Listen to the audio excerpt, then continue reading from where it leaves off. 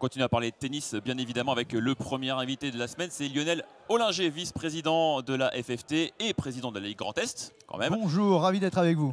Ça va bien? Oui, génial, il fait beau, il y a du monde déjà. On est au début de cette semaine magique, voilà, donc ça va bien. Question classique, forcément, on est content d'être là dans un événement international ici en France. Il n'y en a pas tant que ça. Mais non, c'est le plus grand événement de tennis à côté de Roland-Garros, bien sûr. Ça prépare à Roland-Garros. C'est le début d'une semaine magique ici à Strasbourg. On est toujours vraiment ravis d'être ici. Alors, 37e édition pour ces internationaux de Strasbourg. C'est un gage de qualité quand un tournoi s'inscrit comme ça dans la durée. Au niveau de la FFT, comment ça se passe? Comment on contribue, on participe à cette organisation? Alors bien sûr, ce tournoi, il a été d'abord la propriété de la Fédération française de tennis avec la Ligue à l'époque d'Alsace de tennis. Et puis il a évolué, il est devenu effectivement un événement privé qui est évidemment très soutenu par la Fédération française de tennis. On se parle tout le temps avec Denis Negelen et puis Jérôme Fechter pour faire évoluer ce tournoi. Et je crois qu'il y a de belles perspectives, donc on est ravis d'être à leur côté en tout cas. Oui, parce qu'ils pourraient, alors c'est pas encore fait, mais ils pourraient changer de catégorie. On espère évidemment, passer en 500, ce serait magnifique, ce serait évidemment une juste récompense pour ces organisateurs ici. Et puis cette logistique qui a beaucoup changé cette année. Je trouve que le village est vraiment magnifique avec cette place du village. Ça met beaucoup en valeur le site et puis le Parlement derrière, c'est vraiment un endroit génial. Oui, c'est vrai qu'ils sont très, très critiques à chaque fois. Ils veulent à chaque fois améliorer chaque année les petits détails, les petits détails.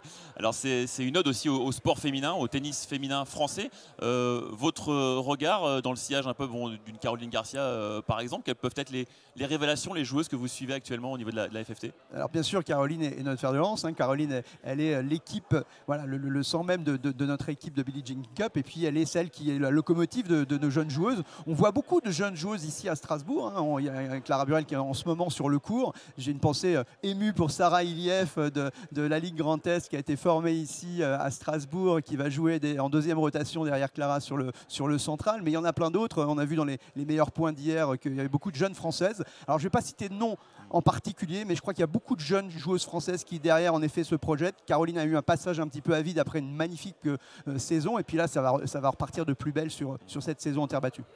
Un mot quand même sur la petite Sarah Iliev. Forcément, nous ici à Strasbourg, on est un peu plus attentif à son parcours, la petite Alsacienne. Elle a que 16 ans, elle arrive sur un circuit comme ça, c'est magnifique. Est-ce que ça peut être vraiment une joueuse avec un fort potentiel pour les années à venir? Elle a été la meilleure joueuse déjà au niveau plus jeune. Au niveau européen, c'était la meilleure. Je me souviens de Sarah, on l'avait mise à l'honneur à Roland-Garros puisqu'elle avait remis la Coupe Suzanne Lenglen sur le court central à la gagnante de Roland-Garros. Donc on savait que ce serait une championne. C'est pas encore complètement arrivé, il faut encore qu'elle grandisse, mais elle a déjà de très très bons résultats. Elle avait fait un bon Roland-Garros junior l'année dernière. Et puis évidemment là, chez les grandes, on va dire, c'est une performance particulière qu'elle a réussi ici à Strasbourg. Et on va en reparler tout à l'heure avec Christophe Schnepp des DNA de Sarah Iliev. Vous avez parlé de Roland Garros, forcément là c'est le printemps, il fait beau, la terre battue, les petits chapeaux. Ça commence à sentir bon Roland Garros quand même là. Ah oui, aujourd'hui commence l'Opening Week de Roland Garros, les qualifications avec un spectacle phénoménal aussi à Paris. Donc voilà, on démarre à Strasbourg avec les femmes et puis à Roland Garros avec des femmes aussi d'ailleurs et puis des hommes en qualification aujourd'hui pour un tirage au sort du tableau final qui aura lieu ce jeudi. Alors je voulais aussi, ça tombe bien que vous soyez là Lionel d'ailleurs, puisque toucher un petit mot de l'opération Urban Tennis. Il y a une étape qui est passée par Strasbourg il y a quelques jours, quelques semaines de cela. C'est quoi le but de cette opération Urban Tennis? Alors très clairement avec le président, avec Gilles Moreton, l'objectif c'est de mettre du tennis partout en France, de mettre tous les tennis, de faire en sorte de toucher toutes les communautés, de faire en sorte que ce tennis soit visible au cœur des villes. Alors là c'était Place Kléber, en plein centre-ville de Strasbourg. On voit quelques images d'ailleurs qui s'affichent. Une très très belle opération, c'est le démarrage un peu de cet Urban Tour. On a quelques dates là, qui ont déjà eu lieu, mais ça va être surtout sur l'été. Voilà, c'est vraiment refaire découvrir ce sport qui est en progression, qui a cru de près de 10% l'année dernière et qui croit encore de près de 6% cette année. Donc le tennis va bien, mais il faut qu'on le montre, il faut qu'on le fasse savoir, il faut qu'il aille dans les villes, il faut qu'il aille dans les quartiers, il faut qu'il soit inclusif, il faut qu'il y ait plus de jeunes filles, de petites filles qui jouent. Donc on est content de cette opération ici à Strasbourg. Oui, c'est une vraie opération de com pour séduire encore des nouveaux joueurs et joueuses, parce qu'on se rend compte que finalement on voit sur les images, c'est pas très compliqué. C'est abordable, bien sûr. Là, on est sur des petits terrains, des balles un petit peu plus ramollies. On peut jouer au tennis partout. Il suffit de mettre une corde là au milieu de la rue et puis de prendre 2 raquettes et puis et de jouer. Voilà, et on compte les points. C'est pas aussi compliqué que ça. Très bien. Merci beaucoup Lionel. Alors on va vous demander de céder votre place aux invités suivants. Alors Je me retourne, j'espère qu'ils sont pas loin, puisqu'on va parler de l'association Faites le Faites mur. Je crois que je l'ai vu. Mon ami Albert est juste là, je vais lui passer la parole. Merci beaucoup, Bon, j'étais ravi d'être avec vous. C'est du direct, en tout cas, on voit. Sarah? Oui, c'est à vous, voilà. Merci beaucoup, Lionel. Bon retour et bon tournoi à vous. Voilà, le petit passage de témoins. Ah, on a une chaise également qui nous est amenée par Marine. Voilà. Ah, alors attention, parce que oui, parce qu'il y a une caméra qui est juste derrière. Alors je ne sais pas comment on peut s'organiser, mais si vous arrivez à vous décaler un tout petit peu sans tomber, évidemment, ce serait parfait. De toute façon, vous cassez pas la figure. Exactement. Ne partez pas en arrière. Et on vous amène un petit micro également. Voilà, on va y arriver tranquillement. C'est du direct, il n'y a pas de souci. On enchaîne avec l'association Faites le mur. Justement, Absolument. donc on est avec Albert Singer, C'est ça, Singer, Singer. C'est pas mal. et Sarah Finotto. Donc bienvenue à tous les deux. Donc Faites le mur, c'est le tennis contre l'exclusion. Donc c'est un peu le sous-titre de l'association de Faites le mur. Alors comment on agit contre l'exclusion avec le tennis? En fait, l'idée de l'association de Yannick Noah, qui a été créée en 96. La première idée de Yannick, c'était d'amener le tennis au cœur des quartiers prioritaires, vers un public qui n'a pas accès à ce sport, pour plein de raisons. Le tennis avait, dans les années 90, encore une connotation peut-être de sport élitiste. Il l'a encore un peu. Et donc l'idée, c'était vraiment de permettre à tous ces jeunes, dans les quartiers prioritaires, de pouvoir jouer au tennis. Donc l'idée de base, elle est là. Et donc c'est aller au sein des quartiers, au pied des immeubles, et faire du tennis aux jeunes, en essayant après de les emmener progressivement dans les clubs de proximité. Aujourd'hui, Sarah Faites le mur est présente dans 74 villes en France. Ça commence à être pas mal. C'est une sacrée machine au final, cette association. Oui, en fait, ça fait 3-4 ans qu'on développe énormément nos actions et qu'on essaime en fait toutes les actions qu'on peut faire. On est passé de 35 villes en 2019 à 80 villes maintenant aujourd'hui en fin d'année. Donc c'est vrai que c'est un énorme développement. Maintenant, ce qu'on a envie de faire aussi, c'est de pérenniser vraiment nos actions et développer nos actions au niveau local. C'est-à-dire qu'on veut partir de l'existant pour justement développer notre impact auprès des jeunes et auprès des familles aussi, bien sûr.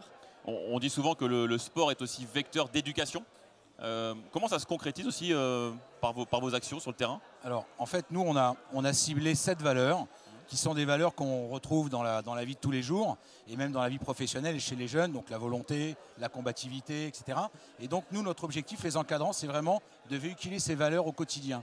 Et ensuite, on a 6 grandes thématiques qui nous permettent d'accompagner les jeunes dans un parcours sur la réussite scolaire, sur l'orientation, la formation, sur l'éducation alimentaire, la promotion des filles et des femmes. Et donc notre objectif, c'est de permettre à tous ces jeunes de découvrir ces thématiques à partir de nos programmes et à partir du tennis.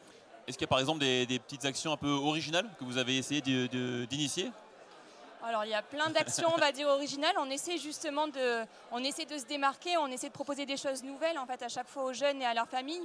On peut par exemple parler de la journée du petit Faites le Murien, qui est vraiment une action justement pour les jeunes et les familles. C'est en fait plein de petits jeux de tennis donc autour du tennis, mais pour promouvoir l'éducation alimentaire. Donc c'est plein de petites choses comme ça. On peut aussi parler de l'insertion professionnelle avec notre action de job dating, donc Je sais tes job. C'est vraiment la rencontre des recruteurs avec les jeunes qui recherchent un emploi sur le terrain de sport. C'est vraiment des actions pour la désacraliser, on va dire, un entretien, pour essayer d'apprendre les bonnes pratiques alimentaires aux jeunes et aux familles, mais de façon ludique. Voilà, c'est vraiment essayer que les jeunes s'amusent, de faire en sorte que les jeunes s'amusent, mais de leur inculquer des valeurs et d'essayer de les éduquer en tout cas par ça.